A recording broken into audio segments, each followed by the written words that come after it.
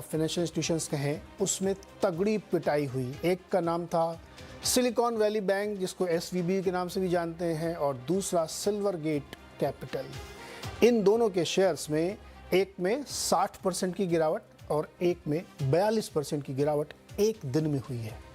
क्यों हुई है इस पे चर्चा करेंगे हम लोग। काफ़ी लंबी इस पे बातचीत होनी चाहिए क्योंकि इसका असर पूरी दुनिया के बैंकिंग सेक्टर में है। तो यही सब कुछ इस शो में आज हम लोग डिस्कस करने वाले हैं। हमारे साथ जो मेहमान हैं उनसे मैं आपका परिचय करा दूं।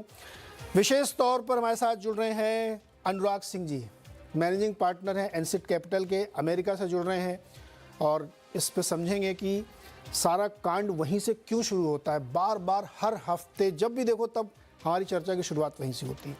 दूसरे अभय अग्रवाल जी हमारे साथ हैं, पाइपर सैरिका के फाउंडर, सीईओ, एमडी, मालिक, और इनसे चर्चा होगी कि इसका असर हम लोग यहाँ पे क्या देख सकते हैं दूसरी तमाम घटनाओं का। संजय सिन्हा सर हमारे साथ हैं, सिट्रस एडवाइजर हैं के फाउंडर हैं और मार्केट के वेटरन हैं, और साथ ही हमारे साथ इस बार एक नए मेहमान जुड़ रहे हैं, विशाल चंदी रामानी साहब, जो ट्रस्ट प्लूटस वेल्थ के मैनेजिंग पार्टनर हैं। विशाल जी बहुत बहुत स्वागत है आपका। अब आज हम क्या डिस्कस करने वाले हैं ये आपको बता दूं। फ्री फ्लो होता है, इनफॉर्मल होता है, लेकिन हम लोग एक सीमा बनाते हैं कि इस विषय पर बात करेंगे, उसको हम कहते हैं ऑन द शो, कि शो में हम क्या चर्चा करने वाले हैं। हम 4 विषयों पर बात करेंगे। एक तो ये एसवीबी यानी जो बैंक था वो क्यों गिरा और सिल्वर गेट में इतनी कमजोरी क्यों आई। दूसरी बातचीत हम करेंगे कि फेड दरअसल क्या चाहता है, क्या करने वाला है, क्योंकि जो फेड चेयर की कमेंट्री थी वो बहुत हार्श थी कि स्ट्रॉन्गर, लॉन्गर, और कितने समय तक चलेगी किसी को पता नहीं। तो इस पे बातचीत होगी।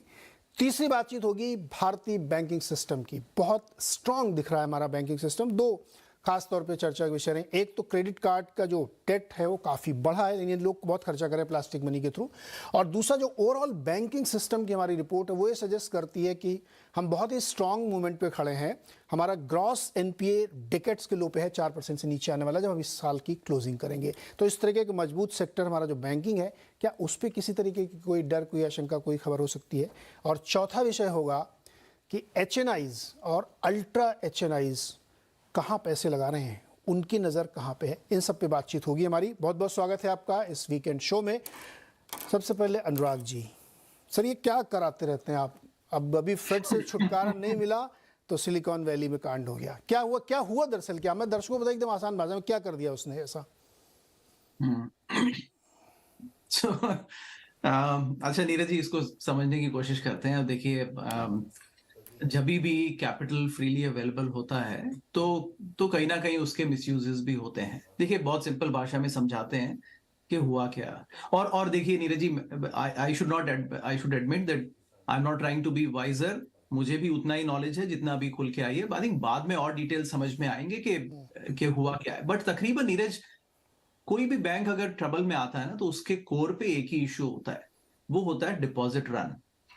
तो बैंक्स के लिए सबसे बड़ा एसेट जो होता है वो उसका एसेट्स नहीं होता, वो होता है उसका डिपॉजिटर्स का मनी, जिस पर वो तकरीबन बहुत लो इंटरेस्ट देता है, एंड देन उसी मनी को लेंड करता है। तो अल्टीमेटली दिस इज, अगर हम एसवीबी बैंक देखिए, सिल्वर गेट पे बाद में आएंगे, तो बहुत छोटा बैंक है तकरीबन, लेकिन SVB is like a 40-year-old bank. About 160-170 billion dollars के इसके एसेट्स, डिपॉजिट्स थे।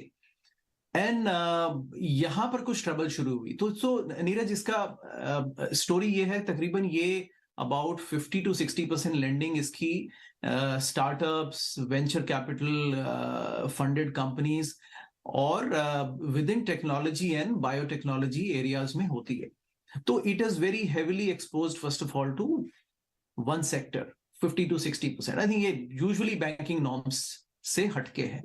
अच्छा, लेकिन ये क्यों है नीरज? क्योंकि इसका जो फंड रेजिंग है वो लार्जली रिटेल ड्रिवन नहीं है। तो it raises money in secondary market and then lends that money. इसका मतलब ये है कि इसको जो इंटरेस्ट देना पड़ता है अपने डिपॉजिट्स पे, वो भी ज्यादा है compare to JP Morgan, Wells Fargo, जो कि तकरीबन ऑलमोस्ट आजकल नील इंटरेस्ट दे रहे हैं अपने सेविंग्स और चेकिंग अकाउंट्स पर।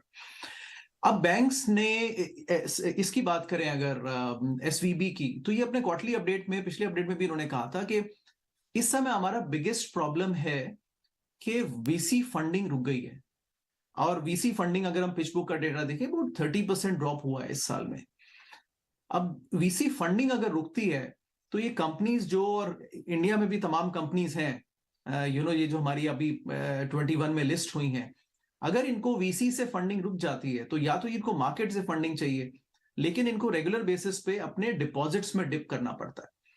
When they dip into the deposits, वो डिपॉजिट नीरज बैंक्स में ही तो पड़े हुए हैं, तो बैंक में डिपॉजिट कम होंगे। तो उन्होंने कहा था कि हमारा क्रिटिकल प्रॉब्लम है कि बर्न रेट कंपनीज का बढ़ गया है और वो वीसीज फंड नहीं कर पा रहे हैं, वो फंड हो रहा है हमारे डिपॉजिट से। अब बैंक का डिपॉजिट बेस कम होगा तो कहीं ना कहीं बैंक को वो कैश तो रखता नहीं है बैंक उतना, तो बैंक को वो फाइनेंस करना पड़ता है। फाइनेंस मतलब उसको ऑनर करना पड़ता है, और जैसे ही वो डिपॉजिट बेस कस्टमर्स विड्रॉ करेंगे, बैंक को कहीं ना कहीं या तो एसेट्स हल्के करने पड़ेंगे और नहीं तो अपने बॉन्ड्स बेचने पड़ेंगे। वही उसने किया। तो आई थिंक थर्सडे को उन्होंने अनाउंस किया कि ऑफ 21 बिलियन मार्केटेबल सिक्योरिटीज, मतलब जो आज मैं बेच सकता हूं, वो तकरीबन बैंक ने सब बेच दिया। और वो इसलिए हुआ बिकॉज अगेन डिपॉजिटर्स विड्रॉ कर रहे थे अपने funds and bank realise that अभी इट कांट सस्टेन।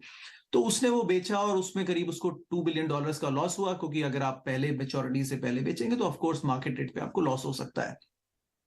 और फिर बैंक अनाउंस किया अब हमें $2 बिलियन मार्केट से एक्स्ट्रा रेज करने पड़ेंगे, विच ऑल्सो इंडिकेटेड कि bank is short of capital. So Neeraj, कुल मिला के ये कहानी है कि any bank which is over exposed first of all to one sector, उस सेक्टर में फंडिंग इस समय रुकी हुई है, तो वो अपने डिपॉजिट्स विड्रॉ कर रहे हैं। अगर वो डिपॉजिट्स विड्रॉ करेंगे तो बैंक को उसको ऑनर करने के लिए अपने एसेट्स में से सिक्योरिटीज बेचनी पड़ेंगी, और उससे रन ऑन द बैंक वाला जो रिस्क होता है ना Neeraj, at the core of every banks failure, वो उजागर हो जाता है। And I think who would like to keep money in a failing bank. तो ये क्या अनुराग संभावना है कि ये जो बैंक है आपका सिलिकॉन वैली, ये फेल हो सकता है?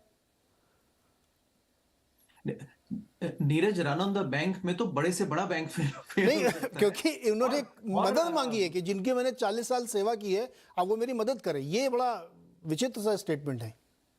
नहीं, देखिए, बट मदद उतनी ही हो सकती है ना जितना कि उनके पास भी कैपेसिटी है। अब VCs record about 2.5 trillion cash पे बैठे हैं, बट वीसीज तो फंड नहीं कर रहे हैं, क्योंकि इस मार्केट में वो फंडिंग नहीं करना चाहते हैं और कंपनीज को अपने कैश में डिप करना पड़ेगा। हम इंडियन स्टार्टअप कंपनीज के बारे में भी अभी यही बात कर रहे हैं कि अब वो लिस्ट हो गए हैं, अब अगर कोई लॉसेस होंगे तो या तो उनके वीसीज फंड करें, लेकिन अगर वो फंड नहीं करेंगे तो उनको कैश में डिप करना पड़ेगा, तो कैश डिपॉजिट्स बैंक में कम होंगे।